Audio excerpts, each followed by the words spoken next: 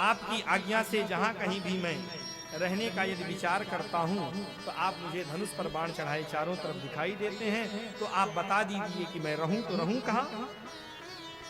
श्री परीक्षित जी महाराज ने 4 स्थान बताए: द्यूत, मद्यपान, स्त्री संग और हिंसा।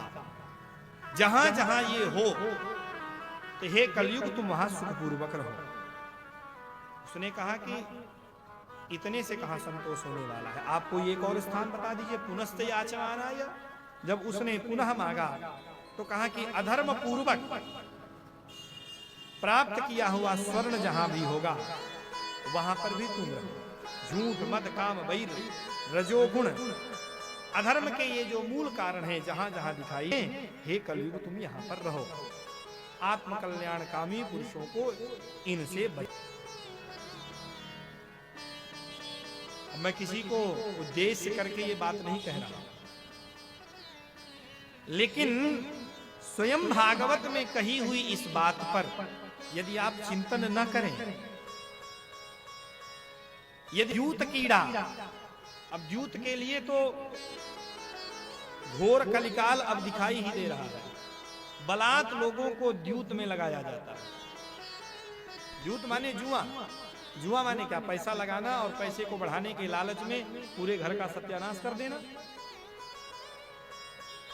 मोबाइल के अधीन रहते हुए आप सब लोग भी देखते होंगे कि सरकार प्रचार करते हुए द्यूत कराती है। इसमें निवेश करो, इतना मिल जाएगा। आजकल तो क्रिकेट वाले बुखार में तो और ज्यादा सब फंसे हुए हैं। ये वाला कौन सा क्या क्या तो आता है, 1 करोड़ रुपए इसने पा लिया, उतना 2 करोड़ उसने पा लिया। क्या है उसका? हाँ, ड्रीम 11। ये द्यूत ही है। और इन सब में मैं केवल कहने का तात्पर्य सावधान होकर कथा सुनना है। मद्यपान करते हुए अथवा पूर्व में आपने किया हो, आप भागवत कथा सुनने को उद्यत हैं और आप इतना संकल्प करने की यदि शक्ति नहीं रखते हैं, आपके हृदय में इतना बल नहीं है कि चलो जो हो गया कुसंग के कारण मुझसे जो गलती हुई ठीक है, अब मैं भविष्य में कभी मद्यपान नहीं करूंगा, फिर भागवत सुनो तब तो बात बन जाएगी। और आपके हृदय में पहले से बना हुआ कि क्या पता, मन पर नियंत्रण तो है नहीं, चलो 7 ही दिन नहीं पीऊंगा, बाद में फिर पी लूंगा, तो कलयुग थोड़ी छोड़ने वाला है, बिल्कुल नहीं छोड़ेगा। धर्म प्राण भारतवर्ष के दुर्भाग्य की यदि आप बात करें तो सबसे बड़ा दुर्भाग्य वर्तमान समय का यही है कि जिस भारतवर्ष के अर्थव्यवस्था का प्रधान आधार भगवती गौ होती थी, गौ वंश होता था, गाय का दूध दही यह सब होता था, आज अर्थव्यवस्था का प्रधान आधार मदिरा है। सरकार उसकी दुकानें लगवा करके बिचवा रही है। ये धर्म प्राण भारत की स्थिति। कहने का तात्पर्य कलयुग अपनी चरम अवस्था को धीरे धीरे प्राप्त कर रहा है।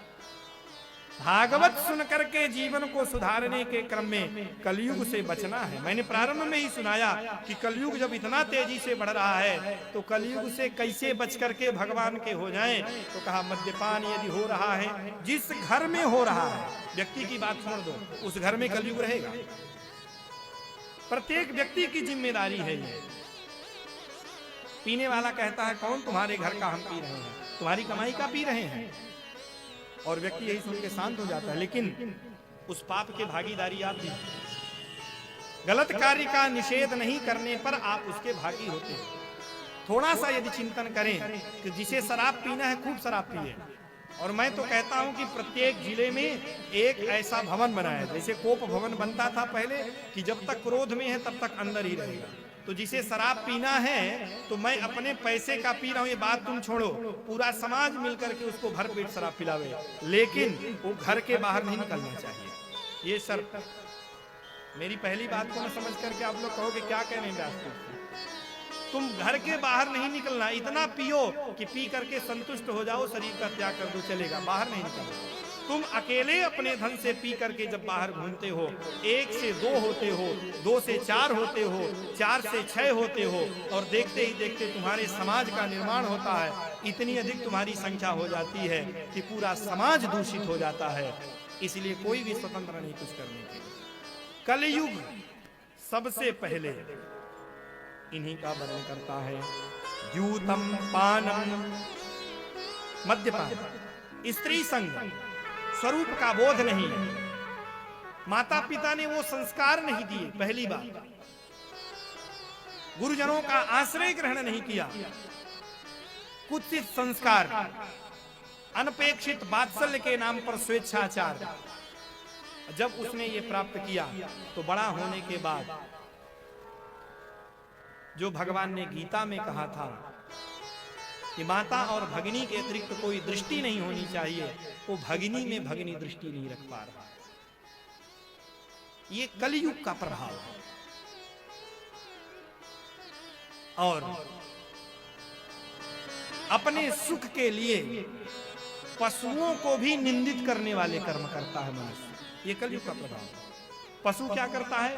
पेट भरने के लिए गया, कहीं पर चारा जो भी मिला पेट भर गया, उसके बाद शांत बैठ जाता है, आगे की चिंता नहीं करता। लेकिन मनुष्य अभी की व्यवस्था नहीं, वर्षों की व्यवस्था है, तो भी किसका शोषण करके कितना अधिक धन एकत्रित कर लूं, इसके विषय में चिंतन नहीं करता, दूसरों को कष्ट देता रहता है, हिंसा। और बात करते हैं लोग राम राज्य की। मंदिर भर बना लेने से राम राज्य आ जाएगा। राम राज्य जब तक हृदय में रामत्व प्रतिष्ठित नहीं होगा, तब तक राम राज्य आने वाला नहीं है।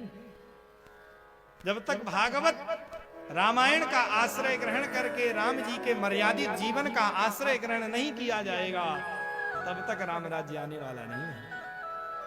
कलयुग के प्रभाव से बचें।